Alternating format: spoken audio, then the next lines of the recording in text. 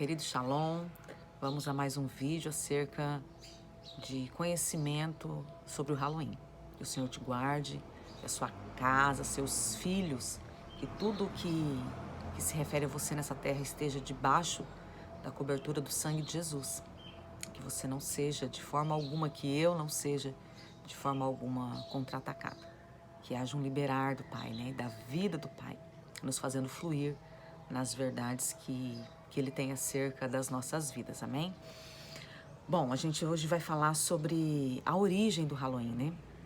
Eu acho que foi nos vídeos do Reset, eu não lembro bem, mas eu já falei acerca de contaminação, queridos. Vamos lá. Vou falar aqui de novo, né? Porque tem gente nova que não assistiu os vídeos passados. Eu quero que você imagine uma terra contaminada, uma terra que foi um cemitério, ou uma terra que teve produtos químicos, ou Hiroshima e Nagasaki, não sei, uma terra contaminada. Dependendo do nível de contaminação daquela terra, ela não serve para mais nada. Ela tem que permanecer anos e anos e anos sem nada, porque tudo que for construído ali pode dar problema. Por quê, queridos? Porque a construção em cima daquilo pode ser danificada, ou pode ser uma construção contaminada por causa da terra, por causa dos fundamentos. Então vamos lá, imagine aí, você compra uma terra e aquela terra era um cemitério. Seja de humano ou seja de animal, mas era um pedaço de terra onde corpos e muitos corpos foram enterrados. Você ali plantaria coisa para sua alimentação? Você ali cavaria um poço para beber daquela água? Eu falo por mim, eu não faria isso. Por quê? Porque eu sei que ali naquela terra existe toda a contaminação daqueles cadáveres, né? Então, não é uma terra a qual eu me aliançaria. Por que eu tô falando isso? Porque a gente vai estudar acerca disso aqui hoje um pouquinho. E o que eu vejo é, as pessoas muitas vezes elas caem no engano, achando que porque elas pegaram algo mundano, algo secular, e colocaram sobre esse algo o nome gospel, ou o nome cristão, ou o nome evangélico, ela está santificando aquilo. Queridos, isso não é verdade. Ontem eu até falei acerca disso, que o Senhor não precisa das estratégias do inferno para fazer o reino dele crescer. Se ele é santo, aquilo que é servido a ele precisa ser santo, porque ele não vai se entrar em contaminação. Então, não adianta a gente pegar uma base. Vou pegar uma parte disso aqui, essa parte aqui da festa é legal. Então, eu vou usar essa parte aqui para fazer algo. Vou usar essa parte aqui para fazer uma festa fantasias. Vou usar essa parte aqui para colocar um outro nome. Queridos, a base é contaminada. Os fundamentos não servem. Existe um fundamento, né? Quando a gente vai para a Bíblia, a gente vê que quando o povo ia para a guerra, o Senhor falava assim, vocês podem pegar os despojos, mas existiam lugares, existiam ambientes que o nível de contaminação espiritual era tão grande que o Senhor falava assim, mata tudo e não toque em nada. Não pega nada para vocês, isso aqui não serve. Isso aqui não passa pelo processo de purificação, não passa pelo processo de santificação, porque não é algo meu que o diabo sujou e eu vou limpar. É algo que o diabo criou. Você consegue entender a diferença? Eu lembro que... Tô eu falando muito de livro esses dias, né? Mas eu li um livro, e daí, novamente, eu não vou lembrar qual é o livro, mas esse livro continha um testemunho de uma casa que a família comprou a casa, se apaixonou pela casa, né? Casa linda e tal, a casa, se eu não me engano, nos Estados Unidos, não tenho bem certeza do lugar. Mas se apaixonou pela casa e comprou a casa. Queridos, depois que comprou aquela casa, nada fluía, tudo ficou preso, tudo ficou amarrado, doença em cima de doença, problemas financeiros. E eles começaram a orar, Senhor, tem alguma coisa errada. Inclusive tinha manifestações espirituais na casa. E eles começaram a orar, Senhor, o que está errado? A gente crê que o Senhor nos abençoou, que o Senhor abriu as portas, a gente comprou a casa. O que está errado? E foi. O que aconteceu, queridos? Eles compraram uma casa de acordo com o desejo do coração deles. Eles não oraram antes. E aquela casa tinha sido construída para ser um templo de satanismo. Eles encontraram no sótão, se eu não me engano, o Senhor foi orientando eles, direcionando, e eles tiraram o carpete do sótão, e no sótão tinha um pentagrama. Então aquela casa tinha sido construída para isso. O que aconteceu? Eles venderam a casa. Ah, passaram a maldição para outros? Não, queridos. Eles oraram e pediram que o Senhor enviasse um comprador. E chegou uma pessoa querendo comprar a casa, eles foram lá, mostraram, e as pessoas se apaixonaram pelo aquele pentagrama. Daí você pode pensar assim, ah, deveria evangelizar. Queridos, aqueles que servem a Satanás sempre vai existir. Amém? Então, assim como Jesus disse, olha, os pobres sempre vai ter entre vocês, os pobres podem ser pobres financeiros, era o caso do texto, mas pode ser pobres emocionais, pode ser pobres na saúde, pode ser pobres espirituais, sempre vai existir aqueles que não servem ao Senhor, não que não servem para o reino, mas que não servem ao Senhor. Então aquela casa não ia ser santificada. A ordem do Senhor foi, sai daí. Daí eu vou dar um outro testemunho da minha casa. Quando eu comprei essa casa, muitos anos atrás, queridos, a gente comprou essa casa, acho que 23 anos atrás, se eu não me engano. 23 anos, minha filha caçula era bebê. E a gente procurava, né? Nunca se esqueçam que eu moro em Ariquemes, Rondônia. Então, há 23 anos atrás era muito difícil. Na época, a casa era financiada, né? Era muito difícil achar uma casa documentada para financiar aqui na cidade. Hoje é bem fácil, mas naquela época era muito difícil. E nós passamos meses procurando a casa. A gente morava de aluguel, o dono da casa havia pedido a casa, eu estava de resguardo da Sara. Daí a gente foi para a casa da minha sogra, porque a gente já estava procurando casa. Aquele rolo que todo mundo sabe, né? Aquelas guerras. E tinha um irmão que trabalhava na Caixa e ele estava nos ajudando. E daí ele falou dessa casa. E a gente já estava meses, queridos, procurando. E nós viemos à noite, passamos em frente à casa aqui. E quando eu olhei a casa, e eu não fui sábia, tá? Porque hoje eu tenho um monte de probleminhas na casa, e problemas que foi culpa minha, né? Porque o Deus que me deu essa casa poderia me dar outra. Mas amém. Essa não é a parte que eu quero falar. Quando eu cheguei em frente à casa, eu falei pro meu marido assim, essa casa, faziam-se feitiços dentro dessa casa. Não entrei na casa. Meu marido me olhou tipo assim, tá doida, né? Tá, nós compramos a casa. Quando a gente entrou na casa, a cerâmica da casa tem umas manchinhas tipo de vela. E eu sabia que aquilo era vela de feitiçaria mesmo. Mas é como se a cerâmica tivesse sugado aquilo, sabe? Queridos, eu passei uns 4, 5 anos fazendo guerra nessa casa. Guerra! Quantas vezes eu fiquei de joelho andando na casa, ungindo todos aqueles pontos, falando, isso aqui não é portal. E eu nem entendia. Isso aqui não é abertura para demônios entrar. Eu fecho isso agora. Muita guerra, foi muita guerra. Mas o Senhor me deu vitória. Passados anos, eu conheci uma pessoa, uma irmã, hoje pastora também. Ela havia morado nessa casa. E quando a gente se conheceu, que ela veio aqui, ela olhou a casa e ela falou assim, nossa, eu já fiz muita feitiçaria aqui. Muita macumba. Mas a casa, ela não foi construída para macumba, queridos. Ela foi construída de uma forma normal. Porém, algum morador que teve aqui fez macumba. Eu tive que travar uma guerra, mas eu venci a batalha. Eu conquistei esse território. Por quê? Porque a casa não foi construída para isso. Você consegue entender? Existe uma diferença entre santificar algo que não foi feito para as trevas e tentar santificar algo que foi as trevas que construiu.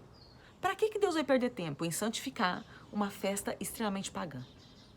Amém? Então vamos lá. Hoje eu quero trazer um pouquinho, tudo isso aqui foi só início, pano de fundo, mas eu quero trazer um pouquinho acerca de como que essa festa começou. Primeiro, essa festa a origem dela não é americana, ela não nasceu nos Estados Unidos. Os Estados Unidos fez o favor, né, de pegar uma maldição e trazer e fazer dessa maldição cultura. Eu até falei acerca disso, se você quiser uma explicação melhor, tem um videozinho aí do Brasil Braseiro, iniquidade. A diferença entre algo pessoal, uma festa que eu tô celebrando, e daí eu fazer cultura, né? Acaba se tornando o pecado da nação. Então, vamos lá, para você entender como que essa festa nasceu. Desde o século XVIII, historiadores apontam para o antigo festival pagão ao falar da origem do Halloween. O festival celta Samaim, que significa fim do verão. Então vamos lá. Os celtas, lá por meados do século XVIII, eles faziam uma festa que era o final do verão. Por quê, queridos? Na cultura nórdica ou naquela região, eles não operam com 4 estações, porque eles não têm o outono e a primavera atuante. Eles têm verão e inverno. Aqui na minha região também. Apesar de ter o tempo da flora, apesar de ter o tempo das folhas caírem, existem só 2 estações predominantes. E que o inverno nem é inverno relacionado a frio. O nosso inverno aqui é relacionado à chuva. Nós estamos entrando nesse período agora. Nessa noite mesmo passou a noite chovendo.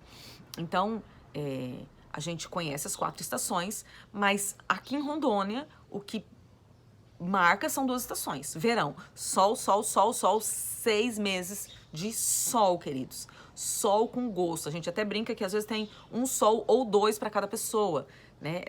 Há 3 semanas atrás,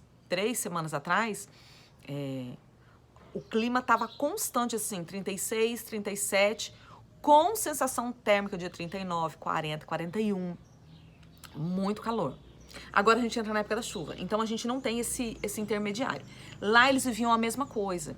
Então, esse Samaim ou Chamaim era o final do verão, para entrar o inverno. Então era uma festa. O que eles faziam nessa festa? Essa festa durava 3 dias, ela começava no dia 31 de outubro, que para eles era a véspera do dia do Rei dos Mortos. Olha só. Então era uma festa de 3 dias. A véspera do dia do Rei dos Mortos, o dia do Rei dos Mortos e o dia dos mortos.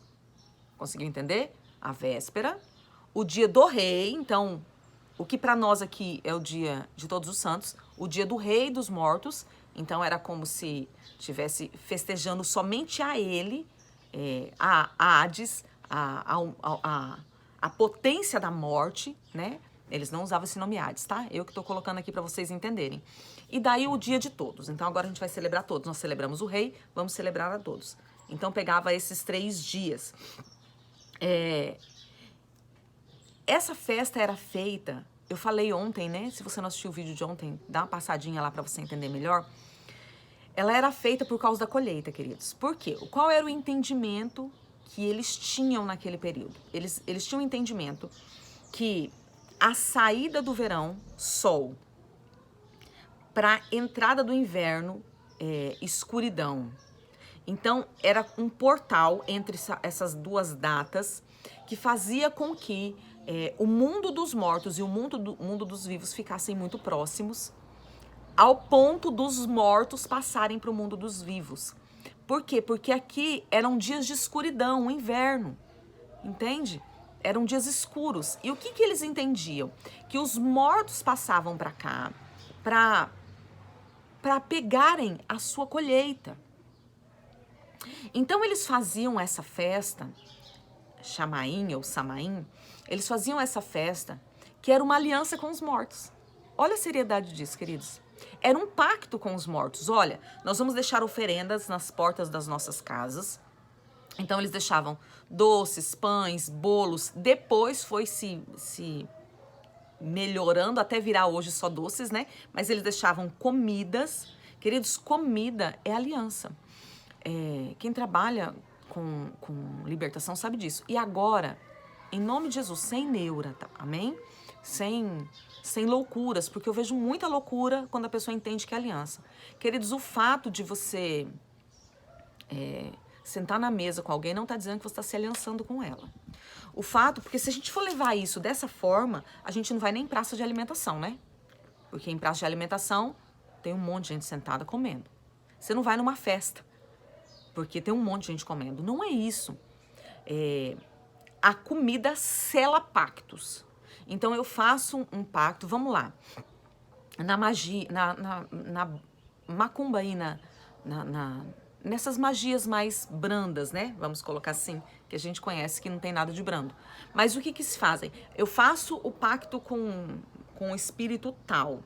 Dentro desse pacto com o espírito tal, eu vou comer. Então daí eu vou comer a galinha, eu vou comer a farofa, eu vou beber a cachaça, eu vou comer e daí eu tô selando o pacto, ok? Empresários, vamos colocar de uma forma mais natural. Empresários fazem acordos. Acordos são pactos, são alianças entre empresas e eles selam com um jantar, aperto de mão e sela comendo. Agora, eu sentar com você não quer dizer que a gente está entrando num pacto que eu estou me aliançando com você. Amém? Então, entenda a diferença. Tudo que eu como com ação de graças não me causa dano. Isso é a comida natural do dia a dia. Fui na lanchonete, fui não sei na onde, na praça de alimentação. Sentei numa roda com pessoas que eu nem conheço. Então, eu celebro aquela comida, eu dou ação de graças. Então, eu não estou me contaminando, nem em relação à comida, nem quem fez. Eu estou me guardando no Senhor. Agora, quando eu estou fazendo um pacto, aqui existia um pacto. Um pacto com a morte. Olha, nós vamos fazer isso aqui para que vocês não mexam na nossa colheita, porque essa colheita, ela tem que durar os meses de escuridão, que seriam os meses do inverno. Então, eles deixavam essas comidas lá para que os mortos viessem. E daí, a segunda coisa que acontecia era, eles saíam na rua vestidos de fantasias. A fantasia não era uma brincadeira, queridos, como é hoje. Mas eu quero que você continue com a visão da raiz, do fundamento.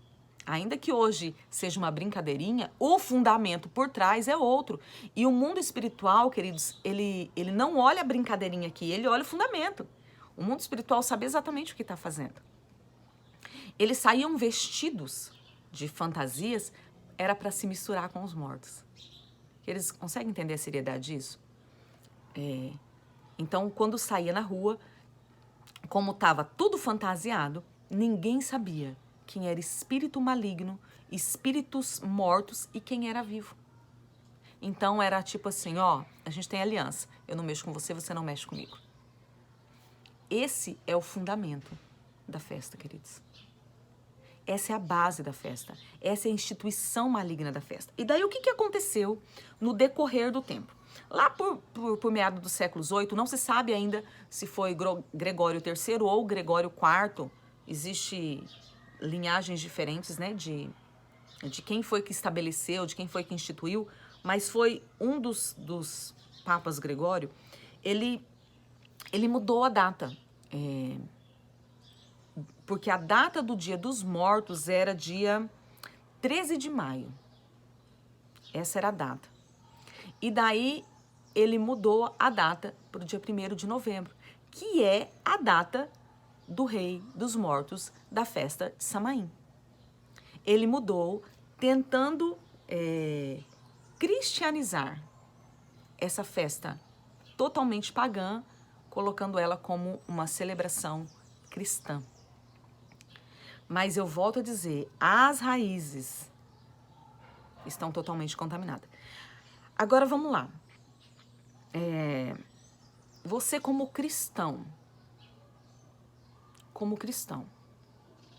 você faria um culto em homenagem aos mortos na sua casa no dia 1º de novembro? Se você é cristão, alguém que professa a Cristo, alguém que conhece a palavra, eu tenho certeza que a sua resposta foi não faria.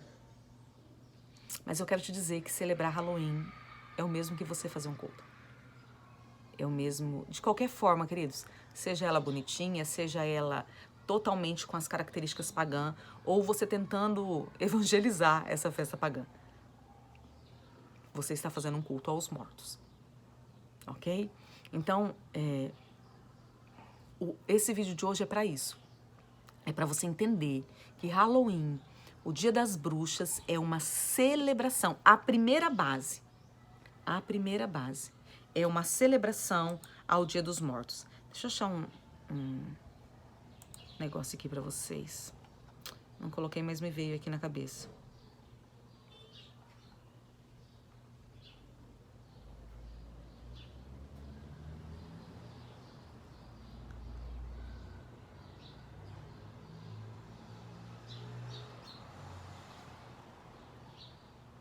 Só um minutinho aí, queridos, tenha paciência. Achei.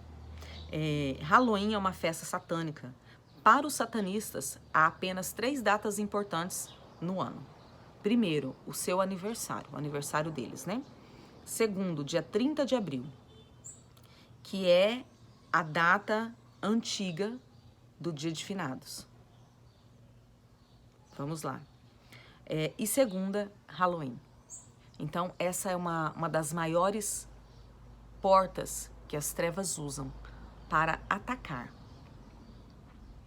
para se posicionar. E eu quero encerrar esse vídeo, a gente vai dar continuidade, falando sobre a festa, falando sobre os elementos que a festa usa. A gente vai dar continuidade nos vídeos ainda, mas eu quero encerrar hoje declarando, queridos, que todo pacto com a morte que foi feito através de gerações da nossa vida seja quebrado em nome de Jesus. E eu quero declarar que a minha colheita e a sua colheita é guardada pelo poder do nome de Jesus Cristo. Que a morte não vai nos roubar, que a morte não vai roubar a nossa colheita, que nós não temos pacto, nós temos aliança com Deus vivo. Eu quero te convidar nesse dia para que você celebre ao Senhor. Faça um momento na sua casa, tome a ceia, pega aí o suco de uva, pegue aí o pão, o matizal, o que você tiver aí, e ore e fale: Senhor, eu quero declarar que se há nas minhas gerações passadas pacto com a morte, eu estou me levantando para quebrar esse pacto. Eu quero dizer que eu tenho pacto, que a minha aliança é com Deus da vida, que tem vida e vida em abundância, que tem vida nessa terra, mas também tem vida eterna. Tome a ceia, celebre ao Senhor. E que a vida do Senhor seja sobre você e sobre a sua casa. E tudo aquilo que você representa.